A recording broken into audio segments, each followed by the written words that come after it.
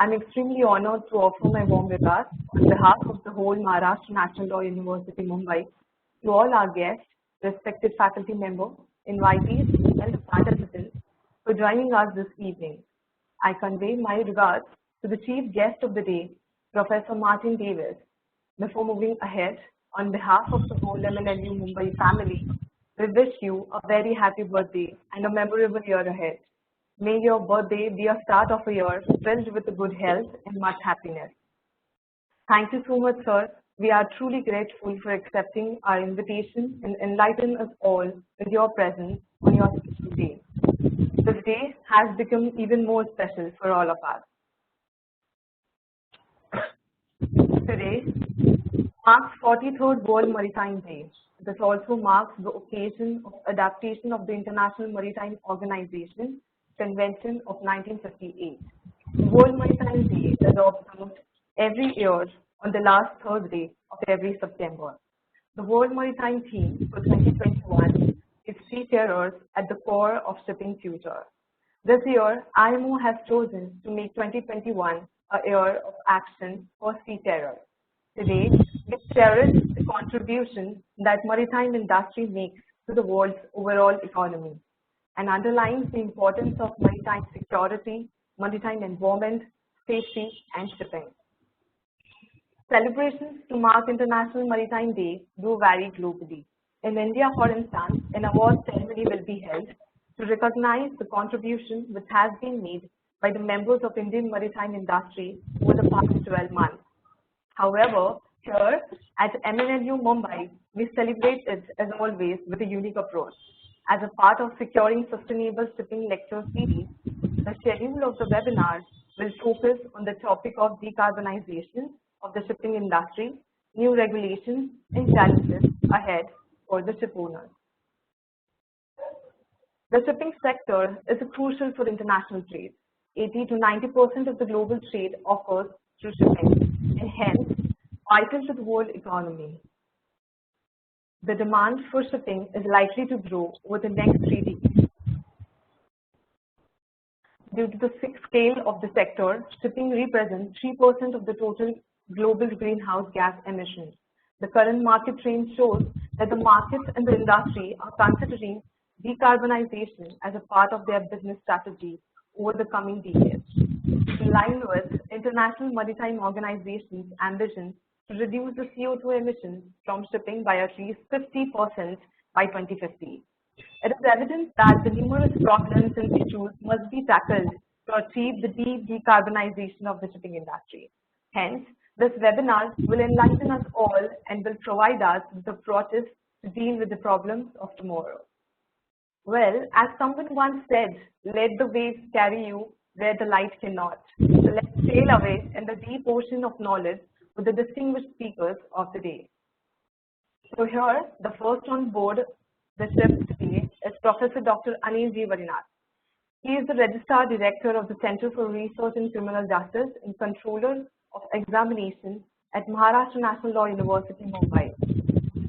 So he has started his academic journey in the year 2000, and he served as a faculty in charge, as a coordinator, as a principal at the various law colleges. He also holds the position of Chair Professor of Environmental Law, Officer on Special Duty and Special Duties. Now, I'll request Sir Anil Varinath to deliver the welcome address. Thank you, Hannah. Respected Chief Guest and the keynote speaker of the day, Professor Martin Davies. Guest of honor who has joined us today from the Director General of Shipping Office, Deputy DG Shipping Government of India, Sri Vikrant Rai, our Honorable Vice Chancellor Professor Dilip Uke sir, the members of the faculty, and all those persons who have joined online as on this evening for this lecture. It is indeed a great pleasure to have a eminent person in the field of maritime law like Professor Martin with us today. So my responsibility is to welcome all the participants and the guests to this gathering. Without taking much of your time, I will come to that. The formal introduction of the guests will be given by Ms. Rahana. So at the outset, I take this opportunity to extend a hearty welcome on behalf of the MNLU family, especially on behalf of the Vice Chancellor, members of the staff, faculty and students, to our Chief Guest, Professor Martin Davies, to this gathering today.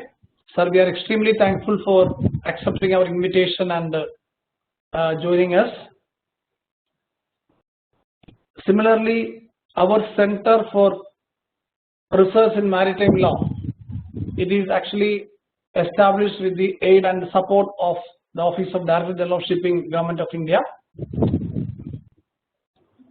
Now we have started taking up a lot of activities under the center. Last month also we had a similar webinar, and we are extremely thankful for the Office of the Director General of Shipping, Government of India, for extending all the supports.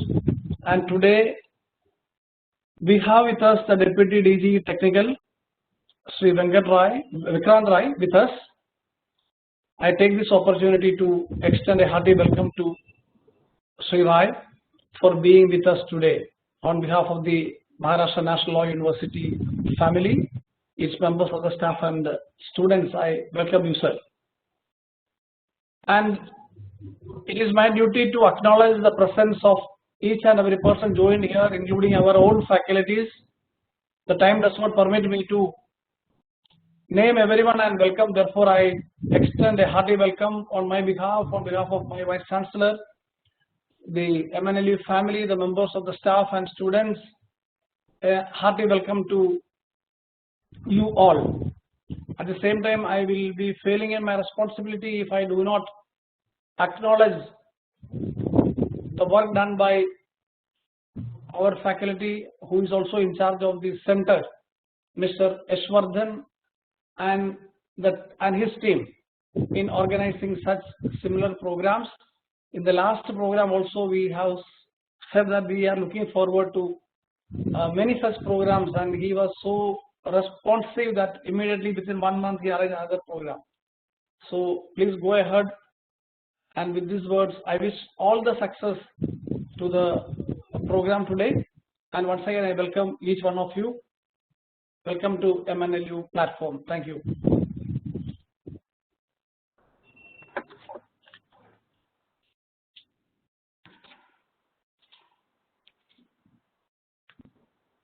Hello.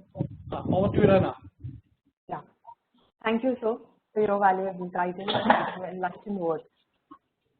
So, the second on board, or I should say the captain of our ship, Professor Dr. Dilip Ulke, is the Vice Chancellor of Maharashtra National Law University, Mumbai. Before joining MNLU Mumbai, he served as the Pro-Vice Chancellor, Vice Chancellor, Professor, and Head of the Department at various universities.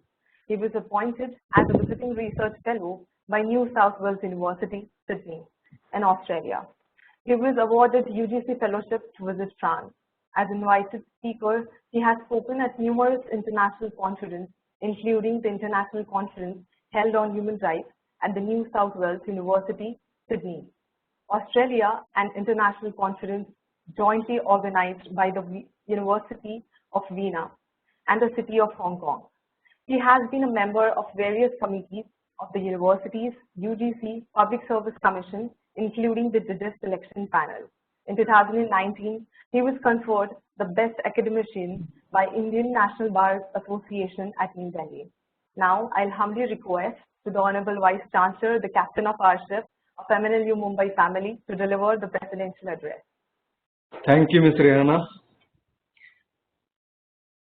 Respected Professor Martin Davies, Chief Guest and Keynote Speaker of today's program, Mr. Vikrant Rai, Deputy Director General, DG Shipping, Government of India, Dr. Anil Variyat, Registrar of Maharashtra National University, Mumbai, Mr. Yashwardhan, our Assistant Professor and the Coordinator of the Center of Maritime Law and Research, Maharashtra National Law University, Mumbai, all other faculty members, research assistants, colleagues and participants. Very good morning to Professor Martin and other colleagues from abroad, and very good evening to all from India. It's indeed a great pleasure and privilege to be here with all of you for this lecture series program on decarbonization of shipping industry, which is being organized by the Center of Maritime Law and Research, Maharashtra National Law in Mumbai, in association with Director General of Shipping, Government of India. As our Registrar Dr. Varis sir has pointed out that we as an university, it was established 6 years before, and along with our programs of undergraduate as well as masters, we have near about 14 to 15 centers, along with the centers of arbitration, mediation and maritime law and research, as well as even some other masters program like MAM Executive in Mediation and Conflict Resolution, as well as LLM in Investment and Security Laws. Indeed, a very satisfying thing to know and share with all that Director General of Shipping, Government of India was kind enough to establish the Center for Maritime Law and Research in Maharashtra National Law University, Mumbai, and gives always a consistent support and help for carrying out programs as well as courses here in Maharashtra, MNLU, Mumbai. Since the maritime law is such a vast field, it itself is a kind of an ocean. As Ms. Rehana pointed out, captain of the ship, and we are talking about now shipping industry and decarbonization of shipping industry today. Of course, I am also equally eager to listen the expertise view from Professor Martin as well. But herein, this is the second lecture of the Sir C.P. Srivastava Memorial Lecture Series, which was inaugurated in last month by the center. As all of us know, a doyen of the maritime law and maritime industry, Sir C.P. Srivastava, the founding chancellor of World Maritime University, in whose name we have introduced this Memorial Lecture Series, that contributed immensely in the field of maritime, as oceans are the common heritage of whole mankind, not only of the nation, whole mankind. They are to be used, utilized in a way wherein the generations together could be benefited out of them. And therefore, it is important, it is pertinent that what are the issues, what are the problems, what are the difficulties, tensions, tussles which are there in relation to these oceans, as well as the things which are related with the oceans, they are to be resolved amicably at international level as well as at national level. From this point of view, the views to be heard, expressed and shared by Professor Martin would go a long way. We as an university, Maharashtra National University at Mumbai, sitting in not only the financial capital of the country, but the place wherein the shipping industry flourishes, wherein the so many authorities, bodies vis-a-vis shipping industry have been established and working functional, including the Office of the Director General of Shipping, Government of India. And thereby, the center assumes very significance, importance, and is willing to shoulder the responsibility to contribute into whatever way and to the extent possible into the growth and development of the laws in relation to the shipping industry or maritime law. From this perspective, not only the programs like this, webinars like this, even some training programs we would like to conduct, some small courses like certificate courses we would like to conduct, so that will be the contribution from the side of Maharashtra National University, Mumbai, into the field of the social development when I say social development, it is not the social development of the country, it is the social development of the whole world and the whole humanity around the globe, around the world. From this point of view, the role and duty of the center is really important, and therefore in this endeavor the support, the help and the guidance being given by the Director General of Shipping Office is really appreciable, and we are grateful, thankful to Director General of Shipping, and we are looking forward to scale even the heights, to go even forward for the future courses, full-fledged courses to be carried out, to be conducted in association with national or international bodies, so that center would become a full-fledged one, wherein the knowledge training programs and other things would be conducted as such. With this, I thank Professor Martin Davies for accepting our invitation and to be here on a virtual platform to share his experiences, to guide the participants and contribute in their knowledge. With this, I conclude. Thank you so much.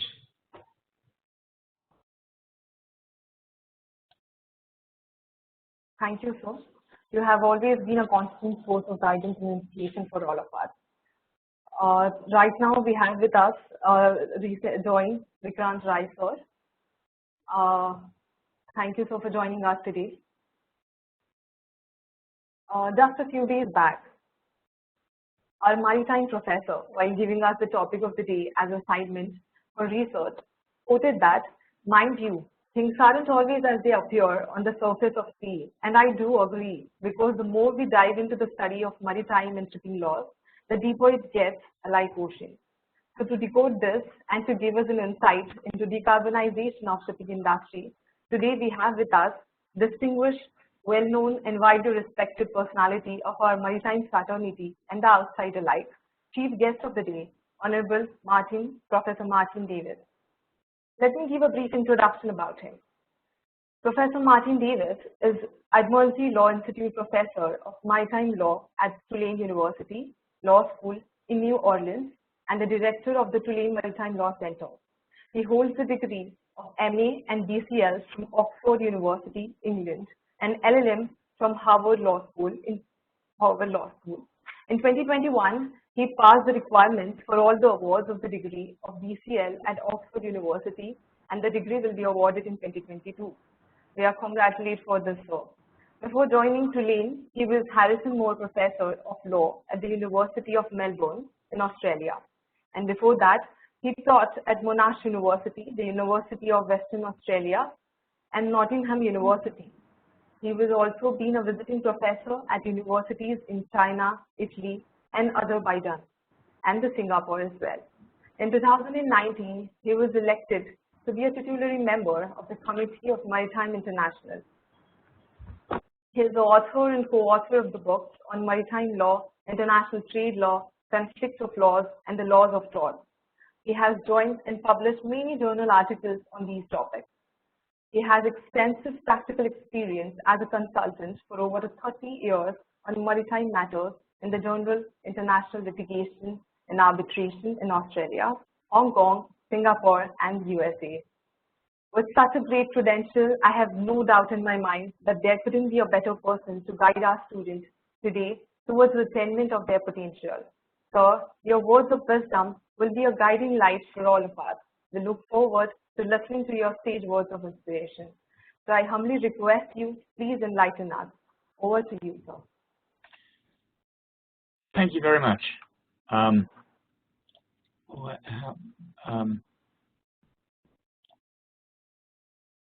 everybody hear me? Yes, sir, we can. I can't quite see. What I need to do, though, is to share my screen. There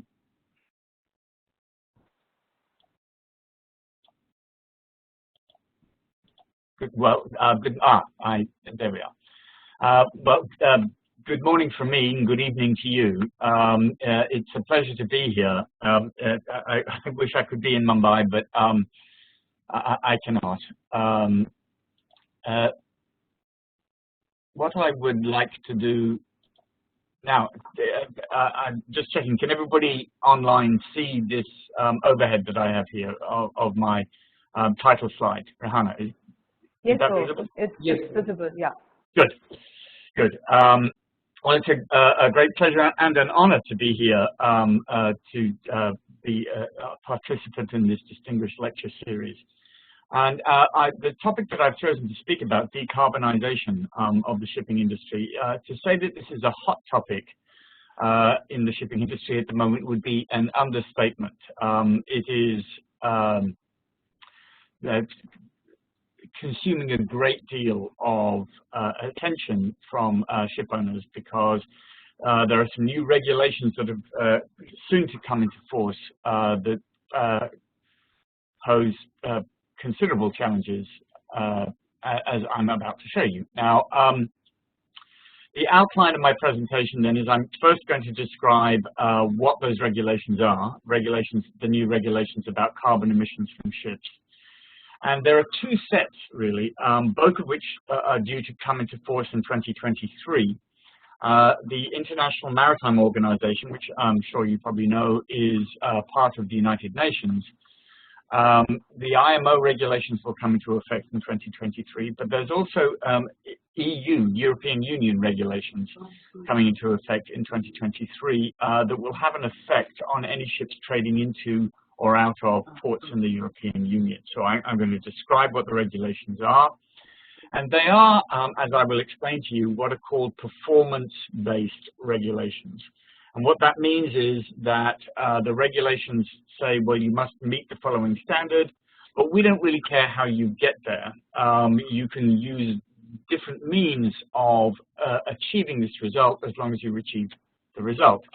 So there are different methods, possible methods of compliance, including the use of alternative fuels and some operational measures. So I'm going to describe the different possible methods of compliance with these new regulations. But it will become apparent to you that this is going to cost a lot of money, compliance with these decarbonization regulations, literally trillions of dollars. Now, I looked up the way to do this with the Indian way of counting, and that's lakhs of crores of dollars. And how this is going to be funded will be rather different from the way the shipping industry has previously funded its business. And this will be ESG investing. I'm not sure whether you're familiar with the nature of ESG investing, but I will describe it to you. And also, there's the possibility of carbon taxes. So those are the three broad themes that I'm going to look at today: the regulations themselves, the different methods of complying with them, and the ways in which compliance might be funded. Okay, so to begin with the IMO regulations, IMO, International Maritime Organization, and this first bullet point on this slide refers to MEPC 75. What MEPC is the Marine Environment Protection Committee of the IMO. And 75 means at its 75th meeting of the Marine Environment Protection Committee, which was in November 2020, the committee approved a draft of mandatory amendments to MARPOL Annex 6. And MARPOL is the International Convention for the Prevention of Pollution from Ships. And Annex 6, as I will show you shortly, was introduced in 2005 to deal with air pollution, because MARPOL was originally created in relation to preventing pollution by sort of oil spilling into the water, but Annex 6 deals with air pollution. And the draft amendments that were proposed in November 2020 were to cut the carbon intensity of emissions from all existing ships. And the aim, as Ms. Rahana has already said, is to reduce the carbon intensity of international shipping emissions by 40% by 2030 and by 70% by 2050. Now, the benchmark is 2008, because you have to measure like reduction from what. So the benchmark is the carbon emissions in 2008. So by 2030, that has to be reduced by 40% and by 70% by 2050. Now, MEPC 76, the 76th meeting of the committee, which was done virtually, by the way, in June 2021, so just 3 months ago, the committee adopted these new mandatory measures to reduce the carbon intensity emissions, and those new regulations will take effect from 2023, which is not all that far away.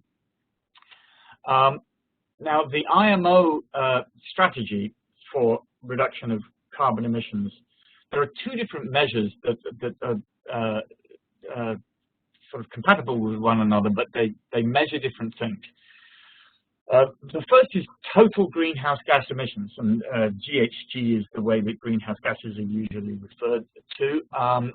So the total quantity of carbon emitted from ships sailing around the world is one measure, but another measure, and the measure that's rather more important in the IMO regulations, is carbon intensity. And what carbon intensity is the amount of emissions per dead weight ton mile. Now, it may be obvious what a dead weight ton mile is, but the dead weight tonnage of a vessel is the quantity of cargo it can carry. Not the gross tonnage is the weight of the ship itself. Dead weight tonnage is the quantity of cargo that the ship can carry. And if you take that measure of how much cargo the ship is carrying, the dead weight tonnage per ton per mile that the ship travels. And so the carbon intensity is the measure of how much CO2 is emitted per deadweight ton per mile. And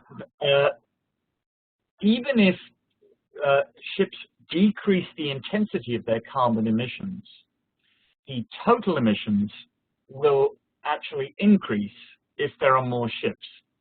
I trust that makes sense. But even if each ship in the world is emitting carbon with less intensity, the total emissions will end up increasing if there are more ships. And there will have to be more ships in the future. So the focus of the regulation is on carbon intensity rather than the total quantity of greenhouse gas emissions. And why will there have to be more ships? Well, as Ms. Rahana already said, more than 80% of the world's trading goods is carried by sea.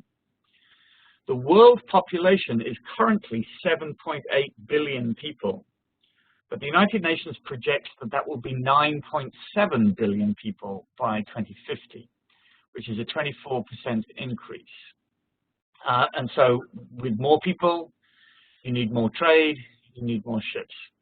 By the way, I point out at the bottom of the screen, the world population was 2.8 billion in the year that I was born. And as Ms.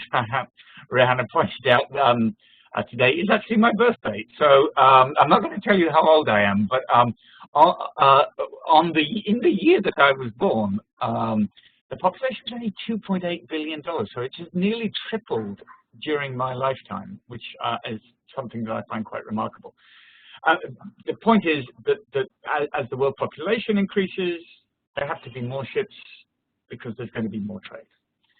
Now, this graphic that I've got here, I have to give credit. This is produced by DNV, the Norwegian Classification Society, that Norske Veritas. But so I've borrowed it, and I need to give them credit for it. But it's a fairly effective way of showing how these two different measures work. Because the blue line is what would happen if nothing were done now. Emissions would just continue to increase until 2050 and beyond because there would be more ships. The goal is to follow the green line downwards in relation to greenhouse emissions. Now, as I've said, 2008, the beginning of the graph, is the base year against which things are measured. We're now past 2020, and the first target is for reduction of intensity by 40% in 2030. Now, the key point here is if you see the line between 2020 and 2030, it remains flat.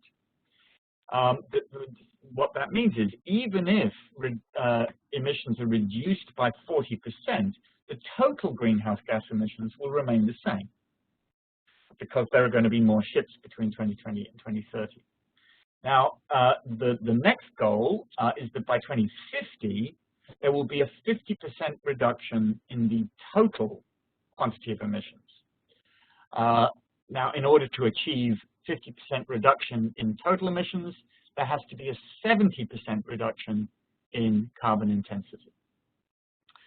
So this explains these two different measures that are used in the IMO strategy and why the focus is on carbon intensity.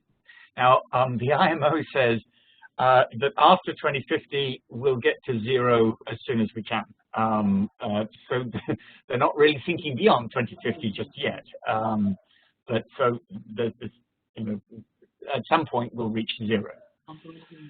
Now, the vehicle that the IMO is using to make these regulations is Annex 6 of MARPOL, as I already pointed out. MARPOL, the International Convention on the Prevention of Pollution from Ships.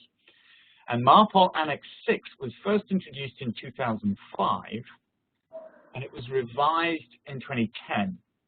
And what Annex 6 previously did was to establish a sliding downward scale of permitted emissions of air pollutants, principally sulfur, nitrogen, somebody's writing on the screen, and particulate matter. And these are usually referred to as SOx, NOx, and PM. SOx being oxides of sulfur, NOx being oxides of nitrogen, PM being particulate matter. And the concern was with air pollution, not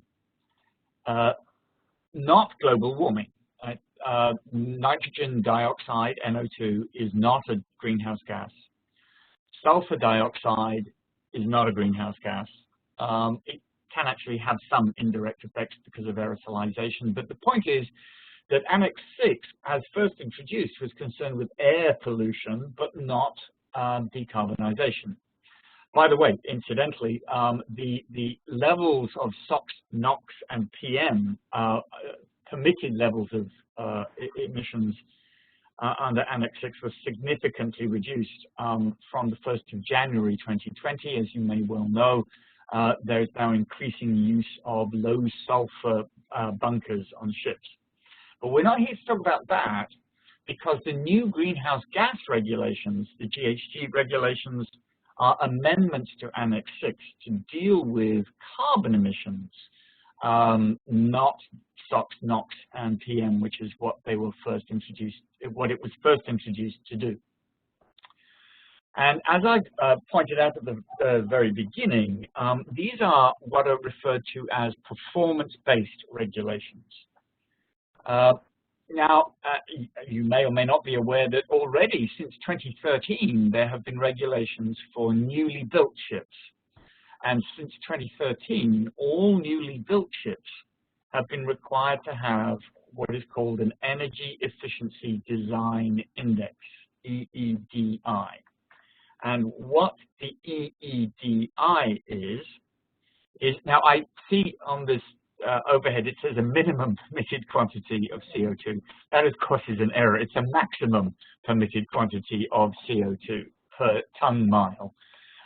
So with new ships, they have to be, since 2013, they have to be built so to comply with this maximum quantity of carbon emissions per ton mile. And the limits are gradually decreasing over time. Now, as I've said, these are performance-based regulations. So the limit is set, and then how ships achieve that result is left to the operator. There are different ways of achieving the result. Now, as I've said, the EEDI has been in force since 2013. What has just been done in June of this year is to apply a similar measure to all ships. So from 2023, all ships, not just newly built ones, all existing ships as well, will have to have an energy efficiency existing ship index. Now, you might think that should be the EEESI, but they've decided to call it the EEXI, I think so that it looks the same as the EEDI. But the important thing about this index, whatever you call it, is that there is a carbon intensity indicator, the CII. And what the CII is, the carbon intensity, and remember it's the focus is on intensity rather than total emissions. And it's a required reduction factor of emissions. And what will happen, or what will begin to happen in 2023, is that each ship's operational CII is going to have to be measured. So every ship will have to measure how much carbon it is emitting and allocate that per ton mile, deadweight ton mile. And so the annual operational CII is going to be documented, and then it's going to be rated every year. And the ratings will be done by the flag state, the flag of registration of the ship. Now, as I'm sure you're aware, many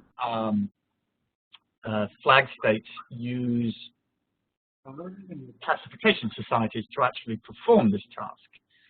But whoever performs the task, whether it's done by a flag state agency or by a classification society on behalf of the flag state, the essential point is that the ship will receive a rating every year of its performance against the target CII. And it'll be graded just like sort of grades at university. The grades will be A, B, C, D, or E. And if the ship's rating is poor, it will have to be corrected. And so the flag state will require correction, implementation of measures to improve the performance of carbon emissions so that they meet the required factors. Now, as I'm sure you're all aware, flag state enforcement is not always as effective as it might be. And for that reason, in lots of areas, port state control is very important. And whether or not the flag state requirements of correction of the CII for a ship with poor ratings, whether or not that's effective, ports may decide to bar entry to ships that have got poor CII ratings, like 1E and you can't come into this port, or 2 Ds in a row, you can't come into this port. So the ratings are designed to make a ship's carbon emission performance transparent. And they have to be corrected if poor, and that may affect the trading pattern of the ship. Now, this will happen, as I said, with all ships, existing ships from 2023. And operators are already considering implementation measures because it takes a while to modify how ships are operated. And 2023 is really not all that far away. It's just a little bit more than 12 months away. And what is being considered is a combination of technical measures and operational measures. The technical measures are things like retrofitting the ships to use alternative fuels, operational measures, which I will explain to you now.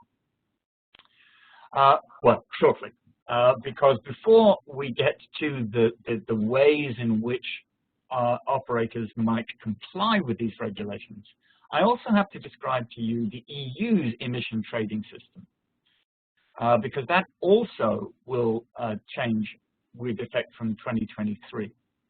Because the European Commission announced on the 14th of July 2021, so that's only 2 months ago, 1 month after the IMO, the European Commission announced that shipping would be gradually introduced into the emissions trading system, the ETS. And what the ETS, the emissions trading system, is a carbon market that operates in all EU countries with the aim of achieving climate neutrality by 2050. Now, I point out here that that's much more far-reaching than the IMO target. The IMO's target is 50% reduction in total emissions by 2050. The EU wants carbon neutrality by 2050. And starting in 2023, 100% of shipping emissions from voyages entirely within the European Union and 50% of shipping emissions from voyages from outside to the EU or from the EU to other countries in the world will be part of the ETS. Now, the way the ETS works is that carbon emitters must pay for each ton of carbon dioxide that they emit using EU allowances that are known as EUAs. And each EUA, each EU allowance is the right to emit the greenhouse gas equivalent of 1 ton of CO2. And this is what is called a cap and trade scheme. You may be familiar with this. Cap and trade schemes have been around for a long time in environmental law. And what it does is, the cap is that the overall quantity of greenhouse gas emissions is capped, and the cap actually reduces over time. And participants are given their allocation of EUAs. So ships will now be included, and ships will therefore have an allocated quantity of EUAs. And if the measured total emissions are less than the allocated quantity of EUA, so if the ship emits less carbon dioxide than its allowance, the ship owner can sell the excess EUAs. And that's the trade part of cap and trade. Now, if the ship is a bad emitter, and so is emitting more than its allocations EUAs, it's going to have to buy EUAs from somebody else in the scheme. Now, bad emitters, it's going to be very expensive to be a bad emitter in the sense of emitting more than your allocation, because the scheme proposes a fine of 100 euros per kilogram. That's not per ton, that's per kilogram of excess CO2 emitted. So if an emitter exceeds its allocation or its allocation plus whatever EUAs it's managed to buy, it will be fined 100 euros per kilogram, which, and there are 1,000 kilograms in a ton. So for each metric ton of CO2 over the limit, there will be a fine of 100,000 euros. Now, the maritime financial research firm Drury has estimated the annual cost of this EU scheme. And what they did, what Drury did, was to take the 2020 total emissions and then work out what would that have cost shipping operators in 2023, or what, so if the emissions from 2020 are still the same in 2023, what's that going to cost operators under the scheme? And they did it for the 3 biggest container shipping operators: Maersk, which is based in Denmark, CMA CGM, which is based in France, and Hapag-Lloyd, based in Germany. And these are very large numbers, as you can see. The estimate is that in 2023, if the emissions were the same as they were in 2020, this would cost Maersk about $407 million, 4,070 lakh, which is 10% of their earnings before interest and taxes. CMA-CGM about 280 million, Hapag-Lloyd about 154 million. But as you can see, this is about 10% of their total earnings. Now, these estimates are for 2023. Now, as I've said, the emission trading scheme is going to be phased in. And as of 2023, only 20% of emissions will be liable. In 2024, it's going to be 45% of emissions will be liable in the scheme, 70% in 2025, 100% in 2026. So if you see these numbers from these estimates for what the cost would be for these shipping lines in 2023, that's going to go up. Right? It's going to go up to like really significant numbers, unless, of course, carbon emissions are reduced, and then the numbers won't be so big. And that's the whole point of the scheme, of course, to sort of force operators to reduce their carbon emissions. So that's the EU scheme, which sort of sits on top of the IMO scheme, because ships that are trading from other parts of the world, like India, to the EU, are going to have to comply with this, as well as the IMO regulations. Now, how can this be done? Well, there are lots of different ways, and they are feverishly being considered at the moment. One of them, perhaps the most obvious way in which ships can reduce their carbon emissions, is to stop using carbon-based fuels.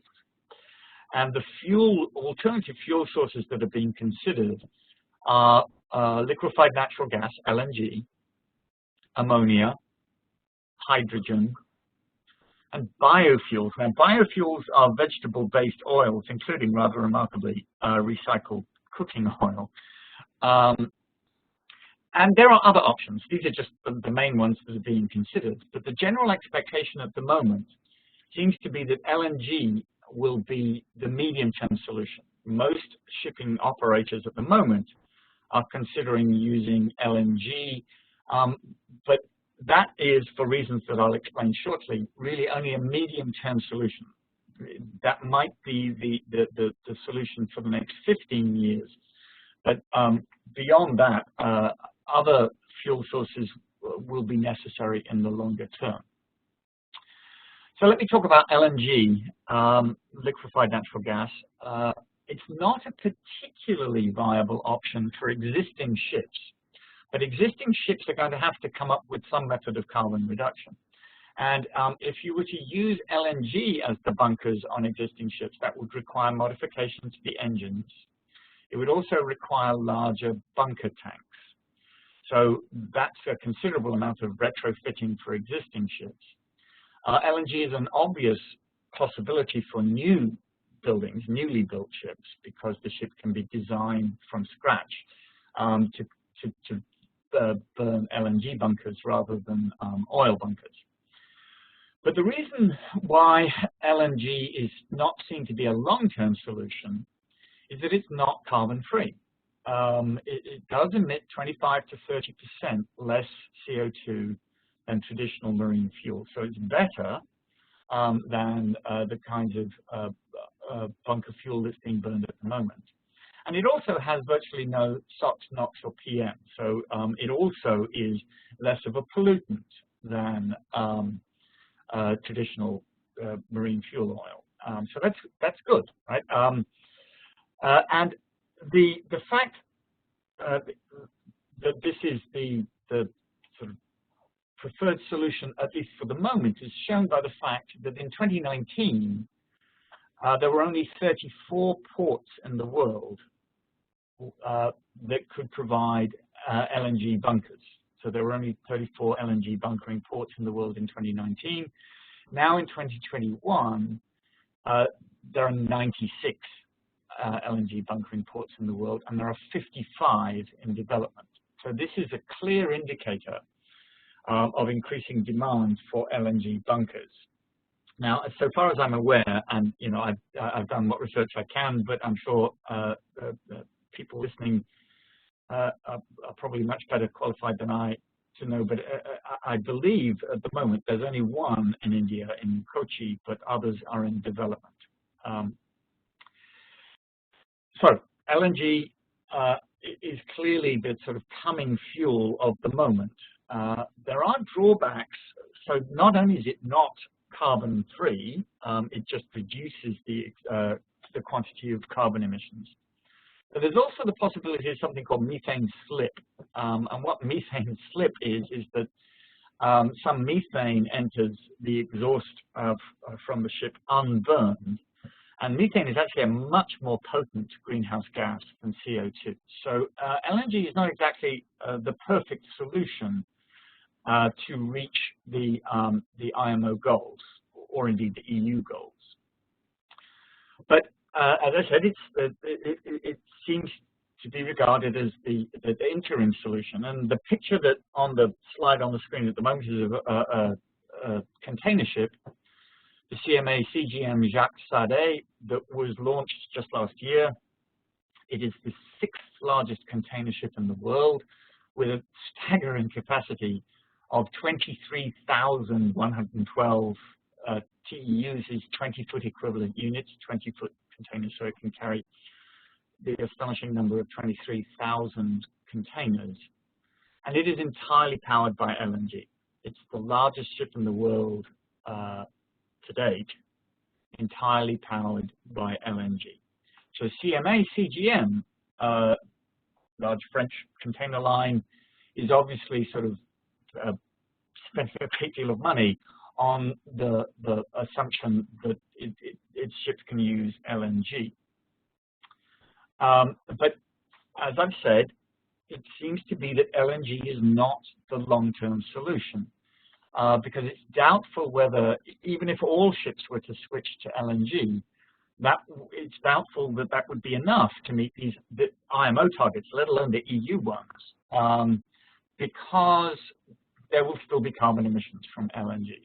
They're smaller, but still existing. And a little sort of indicator of this fact is found in the fact that the world's first ocean-going LNG-powered ship is this ship in the picture at the bottom of the screen here, an offshore supply vessel. That's what OSV is. An offshore supply vessel, Viking Energy, was launched in 2003, and it was then the world's first ocean-going LNG-powered ship. It was actually converted through a hybrid battery system in 2016, and it's going to be converted again to use direct ammonia fuel cells in 2024.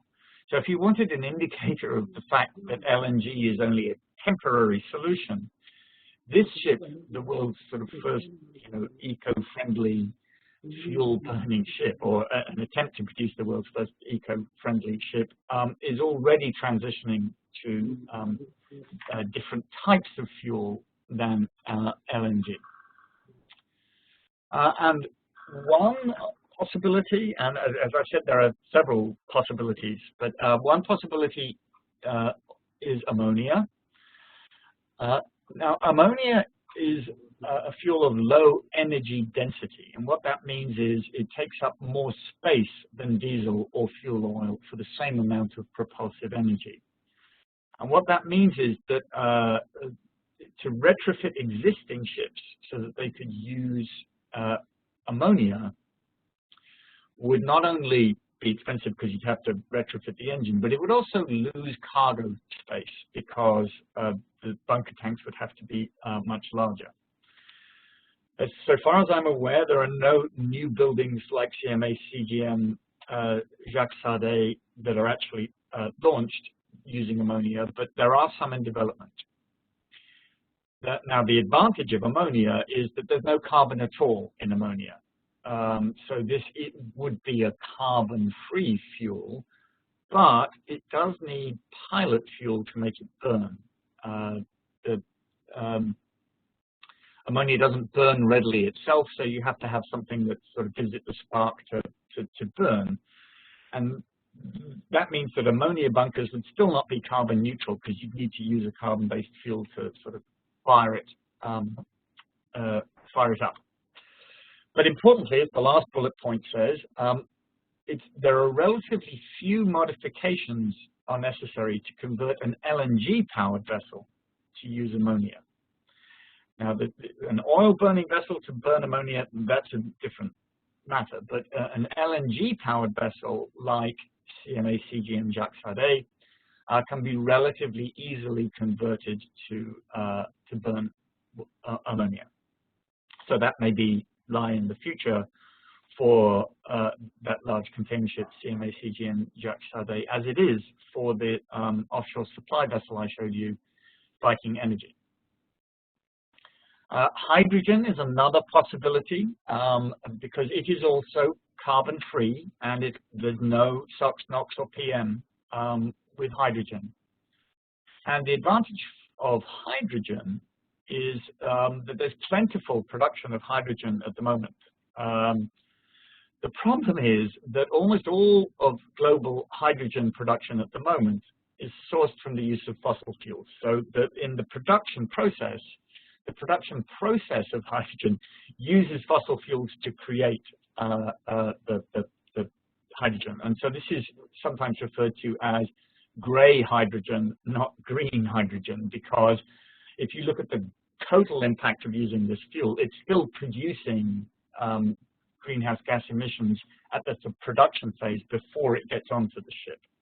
And there is not yet plentiful production of green hydrogen being, of course, hydrogen produced without producing greenhouse gas emissions in the process of production. So obviously, if hydrogen is to be the way of the future, there has to be an increased production of green hydrogen. And the other thing about hydrogen is it's more different from existing fuels than LNG and ammonia are.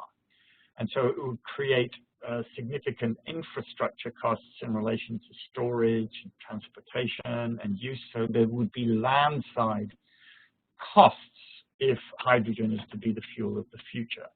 And as I've already said, it's not easy to retrofit existing ships to use hydrogen. Another possibility is biofuels. And in some respects, these look like the best option. What biofuels are, they're vegetable oils produced from plant oil feedstocks. And the plant oil feedstocks are things like rapeseed and soybean and palm oil. But also, as I said, rather surprisingly, recycled waste, such as cooking oil, can be converted into biofuels. Now, the advantages of biofuels are that they produce up to 90% reduction in CO2 emissions. So that's much, much more than LNG. And there's no SOx, NOx, or PM either, so there's no air pollution with them either. And here's the next bullet point is the key point. They can be used in existing engines. Biofuels can be used in existing ship engines. And so this has been described as a kind of drop-in substitute. Drop-in in the sense that you can just start using it on an existing ship. And these two ship pictures that I have on the right of the screen here are of a couple of ships that have actually already completed sort of commercial voyages, not just test voyages, but actual commercial voyages carrying commercial cargoes when they themselves were burning biofuels. So ONE, the Japanese consortium, successfully used biofuel bunkers on this container ship at the bottom of the screen, the MNLU Experience, and Eastern Pacific, which is a tanker operator, the picture at the top, successfully used biofuel bunkers on Pacific Beryl. Ironically, the Pacific Beryl is a tanker and therefore was carrying a cargo of not low carbon fuel, but so these two ships show that this is literally a drop-in substitute. If the biofuel is available, existing ships can use it. So that makes it obviously a very attractive alternative in the short term. But the problem is there is a lack of sustainable supply so far. The current production of biofuels is mainly occurs in Europe. There's very little production outside of Europe. The principal port for biofuel bunkering is Rotterdam. And so the current production covers only about 15% of energy demand for shipping, and that would obviously have to increase if this is going to be the low carbon fuel of the future. Now, as well as using alternative fuels, there are also operational measures that can and will be used to reduce emissions. And the two main ones that I want to talk about are slow steaming and virtual arrival. Because slow steaming, like simply moving the ship more slowly through the water, reduces emissions because less fuel is burned to sail slowly than to sail at high speed. And the MEPC, the Marine Environment Protection Committee of the IMO, was at one time was actually considering imposing a speed limit as a means of reducing carbon emissions. It didn't do that, but that's just evidence that speed reduction reduces emissions. Now, historically, disputes about speed and consumption warranties in time charters were usually claims by charterers that the ship was too slow. Now, incidentally, I'm dealing with this very point at the moment with my maritime law class here at Tulane. So speed and consumption warranties, the ship owner promises to the time charterer that the ship can maintain a certain average speed at a certain average consumption of fuel, and historically, disputes about that kind of promise were usually claimed by the charterer. The ship is not going fast enough, or it's using too much fuel to make that promised average speed. Well, in the last 10 years or so, it has become more common that it's the charterer who wants the ship to sail slowly, because the charterer, a time charterer, has to provide the bunkers for the vessels. The time charterer covers the running costs for the vessel. It's the charterer that's paying for the bunkers, and so the charterer wants the ship to sail more slowly so that it uses less bunkers. And that reduces fuel consumption, reduces carbon emissions. But apparently, and I'm sure there are people in the audience who know about this far better than I, but the slower the ship goes, the lower the revolutions per minute of the engines. That can actually end up causing engine problems. So in the past 10 years or so, the scheme has been kind of reversed in relation to time charter parties, because it's now the owner who wants to go more quickly and the charterer who wants to go more slowly. Because of this shift in sort of the desire of who wants to do what in time charters charter parties now often include slow steaming clauses, because if you look at the traditional time charter party forms, they just say the ship must use all available dispatch, go as fast as it can. And so if the charterer is going to be given the right to say to the ship owner, no, I want you to sail more slowly with lower engine RPMs, it has to be given the contractual right to give that order. And that's what a slow steaming clause does. There are even ultra slow steaming clauses which give the charterer the right to direct the ship to move at what's effectively walking pace. Now, so those are slow steaming is the operational measures, one operational measure. Another way of achieving the same result that you see in voyage charters are virtual arrival clauses. So slow steaming clauses you see in time charters. In voyage charters, the mechanism, the contractual mechanism for achieving reduced fuel consumption is virtual arrival clauses. And what a virtual arrival clause is, it's an odd name really for what is going on, but that's what they're called.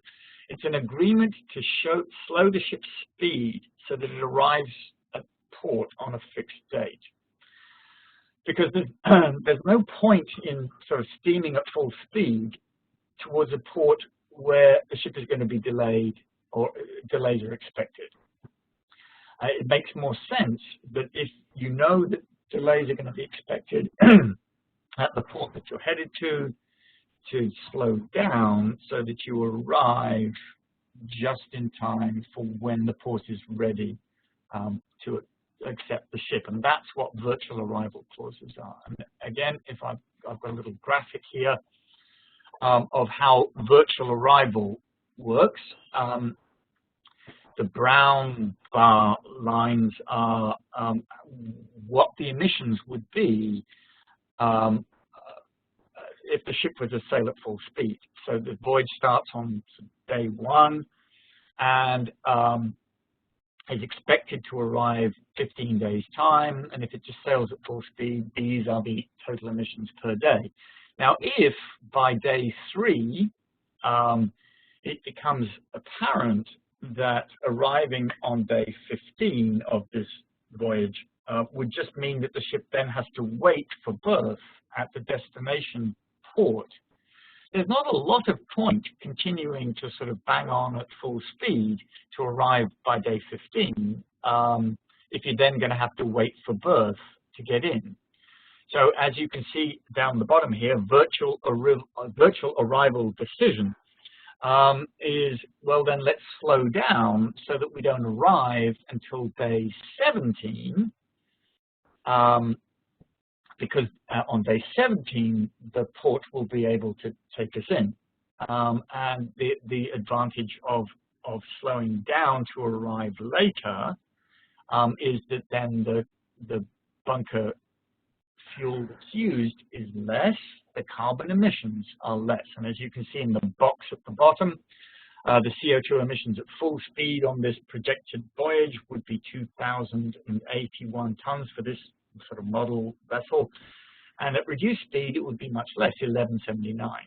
There would be a reduction in CO2 emissions and a reduction in SOx and NOx, and would save about 290 tons of bunkers, about 43%. Now, again, the reason why you have to have a virtual arrival clause if you're going to do this is that without a special provision in the contract to this effect, that the traditional obligation of the ship is to make all possible speed to all available dispatch.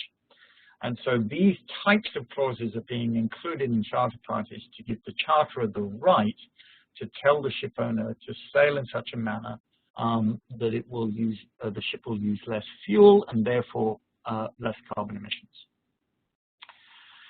Now, my third and last main theme is how is all of this going to be paid for? Because it's going to cost a lot of money to implement the required technology and operational measures. The estimates at the moment, and these are estimates, and as you can probably imagine, it's very difficult to estimate how much this is going to cost. But the estimates at the moment is that to achieve the IMO's goals by 2050 will cost $1.4 to $1.9 trillion. And again, I've tried to do this with the Indian way of counting. That's 1.4 to 1.9 lakh crores of dollars, which is an awful lot of money. And as my sub-bullet point there points out, this will require land-based infrastructure, landside infrastructure to make available the new fuels, as well as modifications to the ships. Now, if you take that estimate as accurate, 1.4 to 1.9 trillion dollars, and you look at the number of trading ships there are in the world right now, right? There are about 53,000 trading ships in the world at the moment. And if you take the number of 1.4 trillion and then divide it among the 53,000 trading ships in the world at the moment, that comes to 26 million or to 36 million for every trading ship in the world today. Now, obviously, that's just a sort of rough average because some ships are much larger than others, and it wouldn't, the amount wouldn't be the same for every ship. But $26 million per ship is a huge sum of money, because that's more than a great many ships are worth at the moment. So this, my point is that if that estimate of the amount that this is going to cost is anyway accurate, it's going to mean an awful lot of expenditure for every ship and for every newly built ship. Now, I should repeat the point that land-based infrastructure costs will not have to be borne by the ships themselves. So this estimate is just sort of designed to be illustrative of quite how much money we're talking about. A lot of the land-based infrastructure costs will not be borne by the shipping industry, but it's still a significant amount of money.